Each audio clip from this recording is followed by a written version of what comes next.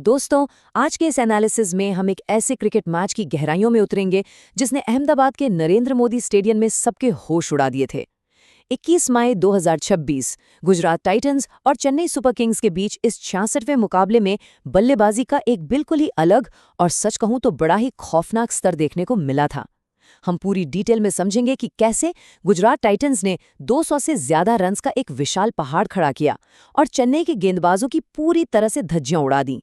तो चलिए सीधे चलते हैं इस धमाकेदार पारी के अंदर। 22 रन। जरा सोचिए उस अफरा तफरी के बारे में जब 14वें ओवर में नूर अहमद जैसे बेहतरीन गेंदबाज के एक ही ओवर से 22 रन लूट लिए गए। 2 लंबे छक्के और एकदम रिलेंटलेस अटैक।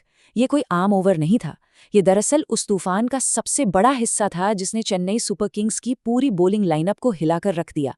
लेकिन एक बड़ा सवाल ये आता है कि इस खतरनाक आक्रमण की नींव आखिर रखी कैसे गई। चलिए थोड़ा पीछे चलते हैं और शुरुआत से समझते हैं। The opening assault, setting the tone. देखिए, शुभमन गिल और साई सुदर्शन ने शुरू से ही एक ऐसी सॉलिड नींव रखी जिसे हिला पाना सामने वाली टीम के लिए लगभग नामुमकिन हो गया था। इन दोनों ने पहले ही ओवर से अपने इरादे बिल्कुल साफ कर दिए थे कि बॉस, आज मैदान पर किसी भी गेंदबाज को बख्शा नहीं जाएगा। मैच के पहले ही ओवर में मुकेश चौधरी के गेंद पर गिल थोड़ा सा क्रॉस गए और फाइन लेग की तरफ एक बहुत ही लाजवाब बाउंड्री निकाल दी। अब ये सिर्फ एक आम चौका नहीं था, ये चेन्नई के लिए एक क्लियर वार्निंग थी। गेंदबाज पर शुरू से ही पूरा दबाव डालना, एक आक्रामक इंटेंट दिखाना, बस यही इनकी शुरुआती स्ट्रैटेजी का सबसे बड़ा हिस्सा था। और बात यहीं पर खत्म नहीं हुई। जैसे ही स्पेंसर जॉनसन गेंदबाजी के लिए आए, गिल ने लगातार 2 बाउंड्रीज और जड़ दी। एक ऐसी तेज ड्राइव जो सीधे बॉलर के पास से निकल गई, उसकी टाइमिंग इतनी परफेक्ट थी कि जब तक कोई कुछ रिएक्ट कर पाता, गेंद बाउंड्री लाइन के बाहर थी। ये पावर प्ले का वो फेज था जहां स्पीड और लाइव एक्शन की थ्रिल ने सबको बांध लिया था। चेन्नई के गेंदबाज सच में पूरी तरह से बैकफुट पर थे।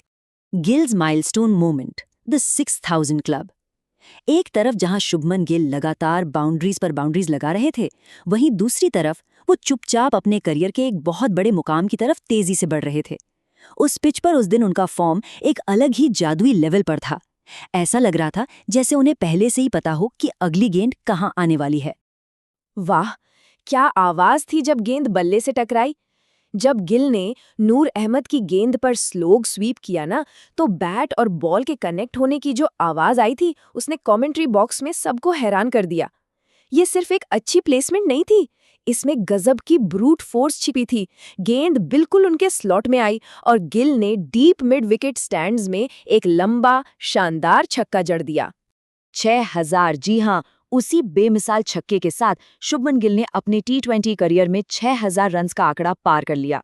ये एक बहुत बड़ी उपलब्धि है और जिस अटैकिंग अंदाज में उन्होंने इसे हासिल किया, वो सच में काबिले तारीफ था। उनकी इनिंग्स, जिसमें उन्होंने सिर्फ 37 गेंदों में 64 रन ठोक डाले, इस मुकाबले का सबसे बड़ा हाईलाइट बन गई थी। पर देखिए, क्रिकेट हमेशा अपने साथ एक नया ट्विस्ट लेके आता है। जब शुभमन गिल पिच पर पूरी तरह से सेट लग रहे थे, तभी स्पेंसर जॉनसन की एक गेंद पर शिवम दुबे ने पीछे की तरफ भागते हुए एक बेहद मुश्किल कैच लपक लिया और गिल 64 रन बनाकर पवेलियन लौट गए। अब यहाँ सबके जहन में एक बड़ा सवाल आया, क्या चेन्नई सुपर किंग्स अब आखिरकार इस खतरनाक रन रेट पर लगाम लगा पाएगी? क्योंकि मैच यहाँ से किसी भी करवट बैठ सकता था। सुदर्शन्स अनस्टॉपेबल स्ट्रीक। गिल के आउट होने के बाद उम्मीद तो यही थी कि शायद अब आक्रमण थोड़ा धीमा पड़ेगा, लेकिन साई सुदर्शन ने पूरी जिम्मेदारी बड़ी खूबसूरती से अपने कंधों पर उठा ली। उन्होंने ना सिर्फ इनिंग्स को संभाला, बल्कि उसी तेजी से खेलना जारी रखा जिससे चेन्नई को इस मैच में वापसी करने का एक छोटा सा भी मौका नहीं मिला। 5 टी20 क्रिकेट में लगातार रन्स बनाना कितना मुश्किल होता है, ये हम सब जानते हैं। लेकिन साई सुदर्शन ने इस मैच में एक अलग ही स्टैंडर्ड सेट कर दिया। उन्होंने अपना लगातार 5वां अर्धशतक जड़ा। नूर अहमद के गेंद पर हल्का सा टक करके 1 रन लिया और अपनी 50 पूरी कर ली। इस तरह की कंसिस्टेंसी, और वो भी इतने धमाकेदार स्ट्राइक रेट के साथ, क्रिकेट में सच में बहुत दुर्लभ है। इन दोनों ने मिलकर 100 रन की जबरदस्त पार्टनरशिप पूरी की। और सबसे इंटरेस्टिंग बात पता है क्या है? ये 7वीं बार था जब इन दोनों ने मिलकर सेंचुरी पार्टनरशिप की थी। मिडिल ओवर्स में इनका कंट्रोल इतना डोमिनेटिंग था कि 14वें ओवर तक आते आते टीम का स्कोर 150 रन्स को छू चुका था। इन आंकड़ों ने एक बात तो बिल्कुल साफ कर दी थी कि ग्राउंड पर सिर्फ और सिर्फ गुजरात टाइटंस का ही दबदबा चल रहा है। फिर आता है एक और हाईलाइट मोमेंट, अंशुल कंबोज ने एक लो फुल टॉस डाली, एक ऐसी गेंद जिसे क्लीन हिट करना हमेशा से ट्रिकी होता है, पर सुदर्शन ने नीचे झुकते हुए उसे सीधा बाउंड्री के पार भेज दिया। इस शॉट में इतनी बेहतरीन ताकत थी कि गेंद हवा में तैरते हुए सीधा स्टैंड्स में जाकर गिरी। ये एक शॉट पूरी तरह से दर्शाता है कि उस वक्त सुदर्शन का आत्मविश्वास किस लेवल पर था। Butlers brutal finish.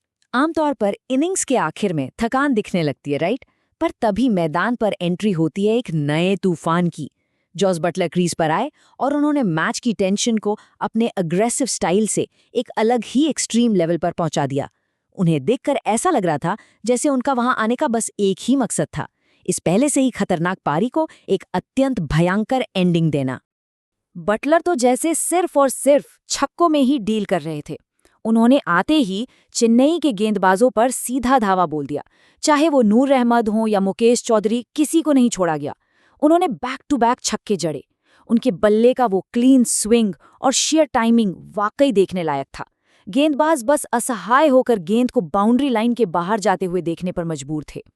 लेकिन जैसा कि हम जानते हैं, डेथ ओवर्स में क्योस ना हो तो कैसा क्रिकेट। 18वें ओवर की दूसरी गेंद पर जब सुदर्शन 84 रन बनाकर मैथ्यू शॉट की गेंद पर कैच आउट हुए, तो अगली ही गेंद पर राहुल तेवतिया बिना कोई रन बनाए ऋतुराज गायकवाड़ के एक डायरेक्ट हिट पर रन आउट हो गए। और फिर 20वें ओवर की आखिरी गेंद पर वॉशिंगटन सुंदर भी आउट हुए। विकेट्स लगातार गिर रहे थे, ग्राउंड पर एक एक्सट्रीम अफरा तफरी मची हुई थी, पर इस सब के बावजूद स्कोरबोर्ड उसी स्पीड से आगे भाग रहा था, क्योंकि दूसरे छोर पर बटलर पूरी तरह से डटे हुए थे। सिर्फ 23 गेंदों में जॉस बटलर ने अपना धमाकेदार अर्धशतक ठोक दिया। अंशुल कंबोज की गेंद पर एक्स्ट्रा कवर के ऊपर से एक और शानदार चौका लगाकर उन्होंने ये मुकाम एकदम आसानी से हासिल कर लिया। इस बेहद तेज रफ्तार की पारी ने चेन्नई सुपर किंग्स की बची कुची उम्मीदों को भी पूरी तरह से कुचलकर रख दिया था। The final tally, a monumental score. इन 3 मुख्य बल्लेबाजों की वजह से एक ऐसी बड़ी इमारत खड़ी हो चुकी थी जिसे गिरा पाना चेन्नई के गेंदबाजों के लिए लगभग असंभव था। इन तीनों ने किस तरह एक साथ मिलकर ऐसी धाकड़ पारी बुनी जिसने पूरी ऑपोजिशन को शुरू से आखिर तक धराशाही कर दिया, ये क्रिकेट की किसी मास्टर क्लास से बिल्कुल कम नहीं है। 200 रन ये एक ऐसा आंकड़ा है जो किसी भी ऑपोजिशन टीम पर एक बहुत गहरा मानसिक दबाव डालने के लिए काफी होता है। और इस मैच में सबसे डेंजरस बात ये थी कि गुजरात टाइटंस ने 200 रन्स का आंकड़ा तब पार कर लिया था जब अभी पूरे 2 ओवर्स का खेल बचा हुआ था। सोचिए जरा, गुरजपनीत सिंह की गेंद पर बटलर का चौका लगते ही जब ये आंकड़ा छुआ गया तो सीएसके के कैंप में पैनिक किस लेवल का होगा। इतनी जल्दी इतना बड़ा स्कोर किसी का भी मनोबल तोड़ सकता है। और ये था वो 3 हेडेड मॉन्स्टर, यानी उन 3 बल्लेबाजों का आक्रमण जिसने ये सब किया। गिल ने 37 गेंदों में 64 रन्स बनाए, जिसमें 7 चौके और 3 छक्के शामिल थे।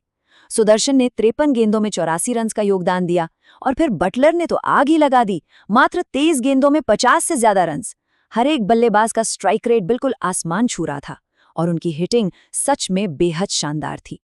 और अगर चेन्नई के गेंदबाजों की मुसीबतें वहां कम लग रही थीं, तो स्लो ओवर रेट के चलते सीएसके को एक अतिरिक्त फील्डर 30 गज के घेरे के अंदर लाना पड़ा।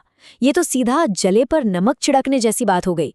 इस एक्स्ट्रा रिस्ट्रिक्शन ने फंसे हुए गेंदबाजों पर दबाव और भी ज्यादा बढ़ा दिया, और इस चीज का पूरा फायदा उठाया जॉस बटलर ने, जिन्होंने इसके बाद और भी फ्रीली बाउंड्रीज लगाईं। तो आखिर में एक बड़ा सवाल बनता है, क्या इस दुनिया में फिलहाल कोई ऐसा बॉलिंग अटैक मौजूद है जो इस तरह के लगातार और बेरहम हमले करने वाले टॉप ऑर्डर को रोक सके?